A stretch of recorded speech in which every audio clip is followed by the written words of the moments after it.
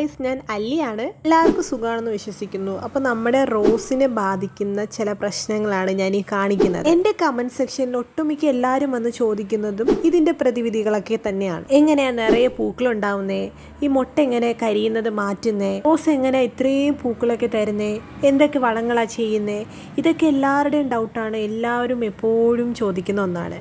ആദ്യത്തെ കേസ് എന്ന് പറയുന്നത്, ഇതെല്ലാം വന്നിട്ട് നമ്മുടെ റോസിനെ ട്രീറ്റ് ചെയ്യാന്ന് വെച്ചാൽ നടക്കുന്ന കാര്യമല്ല. ഇതൊക്കെ വന്നിട്ട് ഇതിൽ ഓരോന്ന് അപ്ലൈ ചെയ്തിട്ട് ഒരു കാര്യമില്ല. ഇതൊക്കെ വരാതെ നോക്കുകയാണ് ചെയ്യേണ്ടത് കേട്ടോ. ഒന്ന് ചിന്തിച്ചാൽ മനസ്സിലാവും, ഈ ഒരു മുട്ടിനെ പഴയതുപോലെ നല്ല ഭംഗിയാക്കാനൊന്നും പറ്റില്ല. അപ്പോൾ ഇതിനെ പ്രൂൺ ചെയ്തിട്ട് വേണം നമ്മൾ അതിനനുസരിച്ചുള്ള വളങ്ങൾ കൊടുക്കാൻ. ഇവിടെ ഞാൻ ഇപ്പോൾ എടുക്കുന്ന ചാണകമാണ്. എനിക്ക് മനസ്സിലാവും ഇപ്പം ഒരിടത്തും ചാണകമൊന്നും കിട്ടാനില്ല. കുറച്ച് അങ്ങോട്ട് പോകുമ്പം അമ്മുമ്മയുടെ വീട്ടിലെ പശുവിൻ്റെ ചാണകമാണിത്. എപ്പോഴും അവിടെ നിന്നാണ് ചാണകം എടുക്കാറ്. ആ അമ്മുമ്മയ്ക്ക് മാത്രമേ പശുവുള്ളൂ കേട്ടോ. അപ്പോൾ ചാണകം നല്ല പച്ച ചാണകമാണ്. ഇപ്പം നമ്മുടെ റോസ് അല്ലെങ്കിൽ ഏതൊരു പ്ലാന്റ് ആയാലും പ്രൂണിങ് ചെയ്ത് നല്ല ഭംഗിയോടെ നിർത്തിയേക്കാണ്. ഞാനിവിടെ എടുക്കുന്നത് ഫെർട്ടിലൈസറായിട്ട് ചാണകമാണ്. നിങ്ങൾക്ക് നൈട്രജനോ ഫോസ്ഫറസോ പൊട്ടാസ്യം അടങ്ങിയിട്ടുള്ള ഏതൊരു വളം വേണമെങ്കിലും യൂസ് ചെയ്യാം കേട്ടോ. ചാണകം ഇല്ലാത്തവരുടെ കേസാണ്.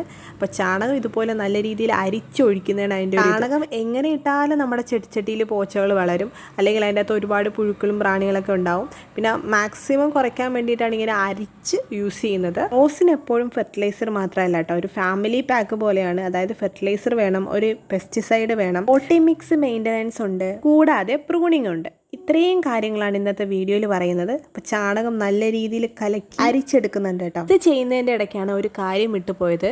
നമ്മുടെ ചട്ടിയിൽ എന്തെങ്കിലും പോച്ചയോ അല്ലെങ്കിൽ കളയൊക്കെ നിൽക്കുന്നെങ്കിൽ നല്ല രീതിയിൽ അതിനെ ഒന്ന് മാറ്റി കൊടുക്കാൻ ശ്രമിക്കണം. അപ്പോഴാണ് ഒരാൾ വന്ന് പറഞ്ഞത്, വെജിറ്റബിളിൻ്റെ വേസ്റ്റ് കുറേ നാളായിട്ട് അടുക്കളയിൽ നിൽക്കുകയാണ്, നീ ഇതും കൂടെ ഒന്ന് അപ്ലൈ ചെയ്യാൻ. അപ്പം ഞാൻ അതും കൂടെ ഒന്ന് ഒഴിക്കുന്നുണ്ട്. അരിച്ചാണ് ഒഴിക്കുന്നത് കേട്ടോ. അപ്പോൾ റോസൊക്കെ നല്ല രീതിയിൽ തളർത്ത് നല്ല ഭംഗിയോടെ നിൽക്കുകയാണെങ്കിൽ നല്ല വലിയ മുട്ടുകളും പൂക്കളൊക്കെ ഉണ്ടാവാൻ വേണ്ടിയിട്ട് നമുക്കിത് നല്ല രീതിയിൽ ഹെൽപ്പ് ചെയ്യും. ഈ വെജിറ്റബിളിൻ്റെ വേസ്റ്റൊക്കെ ഒരു 3-4 ദിവസമൊക്കെ വെള്ളത്തിലിട്ട് വെക്കുകയാണെങ്കിൽ കുറച്ചുകൂടെ എഫക്റ്റീവാണ് കേട്ടോ. ഇതിപ്പോൾ 2 ദിവസം അങ്ങോട്ട് ആയുള്ളൂ എന്നാണ് എനിക്ക് തോന്നുന്നത് കണ്ടിട്ട്. അടുക്കളയിൽ ഇരിക്കുന്നതുകൊണ്ട് പലപ്പോഴും വേസ്റ്റൊക്കെ എന്ന് പറയുന്നത് കൊണ്ടിടാൻ ഭയങ്കര മടിയാണ്. പിന്നെ ആരെങ്കിലും എടുത്തുകൊണ്ട് തന്നാൽ അത്രയും നല്ലതെന്നുള്ള രീതിയിലായിരിക്കുന്നത്. അപ്പോൾ നമുക്ക് ഇതുപോലെ ഡയറക്റ്റായിട്ടും നമ്മുടെ മണ്ണിലേക്ക് ഇത് ഒഴിച്ചു കൊടുക്കാം. എനിക്ക് ഏറ്റവും എഫക്റ്റീവായിട്ട് തോന്നിയ വേറൊരു മെത്തേഡ് ഉണ്ട്. നമ്മുടെ പ്രൂണിങ് ഒക്കെ, ചെടിയുടെ പ്രൂണിങ് ഒക്കെ കഴിഞ്ഞതിന് ശേഷം നമ്മുടെ മണ്ണുണ്ടല്ലോ, കുറച്ച് മേൽമണ്ണ് മാറ്റി കൊടുത്തിട്ട് നമ്മുടെ കരിയില കമ്പോസ്റ്റ് ഇട്ട് കൊടുക്കുക എന്ന് പറയുന്നത് വളരെ എഫക്റ്റീവായിട്ടുള്ള ഒന്നാണ്. ഞാൻ എപ്പോഴും ചെയ്യുന്ന ഒന്നാണ്. ഇതെൻ്റെ വീട്ടിലുണ്ടാക്കിയിട്ടുള്ള കരിയില കമ്പോസ്റ്റാണ്. അതിൻ്റെ ഒരു ഡീറ്റെയിൽ വീഡിയോ ഞാൻ ചെയ്യാം കേട്ടോ, എങ്ങനെയാണ് കരിയില കമ്പോസ്റ്റ് ഉണ്ടാക്കുന്നത്. ഇതുപോലെ കമ്പോസ്റ്റ് ഇടുന്നതിന് മുമ്പായിട്ട് നമ്മുടെ മേൽമണ്ണ് ചെറുതായിട്ടൊന്ന് മാറ്റി കൊടുത്തിട്ട് അതിൽ കമ്പോസ്റ്റ് നല്ല രീതിയിലൊന്ന് നിറയ്ക്കണം. ഇപ്പോൾ കരിയില കമ്പോസ്റ്റ് ഇല്ല എങ്കിൽ വേർമി കമ്പോസ്റ്റോ അല്ലെങ്കിൽ മറ്റ് കമ്പോസ്റ്റ് ആയാലും കുഴപ്പമില്ല. ചട്ടിയിൽ എപ്പോഴും മണ്ണ് നിൽക്കുന്നത് കൊണ്ട് അതിൻ്റെ ഫലപുഷ്ടി, അതായത് ഫെർട്ടിലിറ്റി എന്ന് പറയുന്നത് എപ്പോഴും കുറയും. ഓരോന്നും അപ്ലൈ ചെയ്തുകൊണ്ടിരിക്കുമ്പോഴും മണ്ണിൻ്റെ ക്വാളിറ്റി എന്ന് പറയുന്നത് കുറഞ്ഞുകൊണ്ടിരിക്കുകയാണ്. അപ്പോൾ അതിനെ ബൂസ്റ്റപ്പ് ചെയ്യണമല്ലോ. അതിനായിട്ട് ഇതേപോലെയുള്ള കമ്പോസ്റ്റൊക്കെ എന്ന് പറയുന്നത് ഇടയ്ക്കിടയ്ക്ക് ആഡ് ഓൺ ചെയ്യുന്നത് വളരെ നല്ലതാണ് കേട്ടോ. ഞാൻ എപ്പോഴും ചെയ്യുന്ന ഒന്നാണ്. അതാണ് എൻ്റെ പോട്ടി മിക്സ് എപ്പോഴും കറുകറാന്നൊക്കെ ഇരിക്കുന്നത്. അത് കാരണം നമ്മുടെ ചെടി എന്ന് പറയുന്നത് നല്ല ഹെൽത്തി ആയിട്ട് വളരാറുണ്ട്. ഇനി അത് കഴിഞ്ഞിട്ട് അതിൻ്റെ മുകളിൽ കൂടി നമുക്ക് ഈ ചാണകത്തിൻ്റെ സ്ലറി ഉണ്ടല്ലോ, അതിങ്ങനെ അപ്ലൈ ചെയ്യാം. അപ്പോൾ 2 ഗുണങ്ങളാണ് നമ്മുടെ ചെടിക്ക് കിട്ടുന്നത്. ഈ ഒരു ചാണകത്തിൻ്റെ സ്ലറി അല്ലെങ്കിൽ ജൈവ സ്ലറി ഇല്ല എങ്കിൽ ഏതൊരു ഫെർട്ടിലൈസർ യൂസ് ചെയ്താലും കുഴപ്പമില്ല കേട്ടോ. അപ്പോൾ നമ്മുടെ എല്ലാ ചെടികളിലും ഇതുപോലെ നിറച്ചു കൊടുക്കുക. ഓവറായിട്ട് നിറച്ചു കൊടുക്കണ്ട, കുറച്ച് നിറച്ചു കൊടുത്താൽ മതി. അല്ലെങ്കിൽ നമ്മളിപ്പോൾ എത്ര നിറച്ചു കൊടുത്താലും കിട്ടേണ്ടതല്ലേ കിട്ടത്തുള്ളൂ. ഇനി നമുക്ക് സിമ്പിൾ പെസ്റ്റിസൈഡ് ഉണ്ടാക്കാം. വേറെ ഒന്നും കൊണ്ടിട്ടല്ല, സാഫ് കൊണ്ടിട്ടാണ്. സാഫും ഒരു പെസ്റ്റിസൈഡാണ് കേട്ടോ. ഇതുപോലെ 1 സ്പൂൺ എന്ന് പറയുന്നത് ഒരു 2 ലിറ്റർ വെള്ളത്തിൽ കലക്കി ഒഴിച്ചിട്ട് നമ്മുടെ ചെടികളിൽ സ്പ്രേ ചെയ്ത് കൊടുക്കുകയാണെങ്കിൽ നല്ല എഫക്റ്റീവാണ് കേട്ടോ.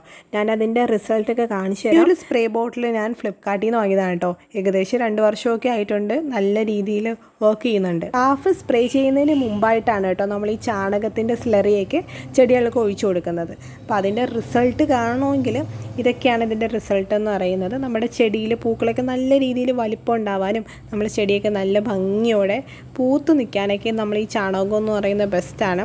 ഇനി അഥവാ ചാണകം ഇല്ല എങ്കിൽ ശീമക്കൊന്നയുടെ ഇലയൊക്കെ യൂസ് ചെയ്യുന്നവരുണ്ട്, അതും ബെസ്റ്റാണ്. ഇതുപോലെ നമ്മുടെ റോസുകളിൽ ഫെർട്ടിലൈസർ യൂസ് ചെയ്തിട്ട് നല്ല തളിർപ്പൊക്കെ വന്ന് നിൽക്കുമ്പോൾ അതിൽ പെസ്റ്റൊന്നും അറ്റാക്ക് ചെയ്യാതിരിക്കാൻ വേണ്ടിയിട്ട് നമുക്കിതുപോലെ സാഫൊക്കെ സ്പ്രേ ചെയ്ത് കൊടുക്കുന്നത് നല്ലതാണ് കേട്ടോ. ഇനി സാഫ് ഇല്ല എങ്കിൽ കുറച്ച് വിനാഗിരിയോ അല്ലെങ്കിൽ വെളുത്തുള്ളിയൊക്കെ ഇടിച്ചിട്ട് ഇതുപോലെ സ്പ്രേ ചെയ്ത് കൊടുക്കുമ്പോൾ നമ്മുടെ ചെടിയിൽ പെസ്റ്റ് അറ്റാക്കൊക്കെ ഭയങ്കരമായിട്ട് കുറഞ്ഞു കിട്ടും.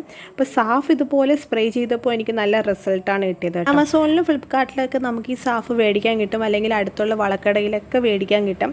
അപ്പോൾ കുറച്ച് അളവെടുത്ത് വെള്ളത്തിൽ ഒഴിച്ചിട്ട് ഇതുപോലെ സ്പ്രേ ചെയ്ത് കൊടുത്താൽ നല്ല റിസൾട്ടാണ് കേട്ടോ കിട്ടുന്നത്. ചെറിയ ചെറിയ പെസ്റ്റിസൈഡ് ആയാലും ഫെർട്ടിലൈസർ ആയാലും പിന്നെ നമ്മുടെ ചെടികളൊക്കെ നോക്കുന്ന രീതികളായാലും ഞാൻ അപ്ലോഡ് ചെയ്യാറുണ്ട് ഷോർട്ടായിട്ട്. കാണാത്തവർ പോയി കാണുക. അപ്പോൾ ചെറുതായിട്ടൊരു ഐഡിയ ഒക്കെ കാണും എന്തൊക്കെയാണ് റോസിനൊക്കെ കൊടുക്കുന്നതെന്നൊക്കെ. വീഡിയോ ഇഷ്ടപ്പെട്ട എല്ലാവർക്കും നന്ദിയുണ്ട്. വീഡിയോ സ്കിപ്പ് ചെയ്തവർക്കും നന്ദിയുണ്ട്. അപ്പോൾ അടുത്ത വീഡിയോയിൽ കാണാം. ടാറ്റാ.